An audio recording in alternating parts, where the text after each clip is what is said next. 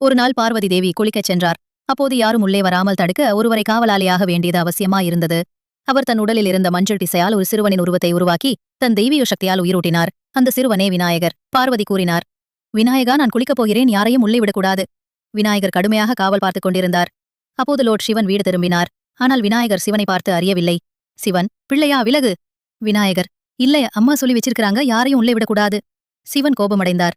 நீ யாரடா என்னை தடுக்கிறே என்று கூறி போருக்கு தயாரானார். விநாயகரும் தைரியமாக எதிர்த்தார். இருவருக்கும் சண்டை ஆரம்பமானது. கோபத்தில் சிவன் விநாயகரின் தலையை துண்டித்து விட்டார். பார்வதி குளித்து வந்ததும் இதை பார்த்து மிகவும் வேதனை அடைந்தார். இது என் மகன், நீ அவனை அழித்து விட்டாய் என்று கதறினார். சிவன் தன் தவறை உணர்ந்தார். அவர் கூறினார், நான் அவனை உயிர் பெற செய்யப் போகிறேன். அவர் தன் கணத்தர்களை அழைத்து வடக்கு நோக்கி இருக்கிற முதல் உயிரினத்தின் தலையை எடுத்து வா என்றார். அவர்கள் ஒரு யானையின் தலையை கொண்டு வந்தனர். சிவன் யானையின் தலையை விநாயகரின் உடலில் வைத்து உயிரோட்டினார். சிவன் கூறினார், இனி முதல் யாவரும் விநாயகரை வழிபட்ட பிறகே மற்ற கடவுள்களை வழிபட வேண்டும்.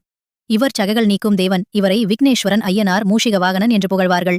அந்த நாளிலிருந்து விநாயகர் புதிய தொடக்கம், ஞான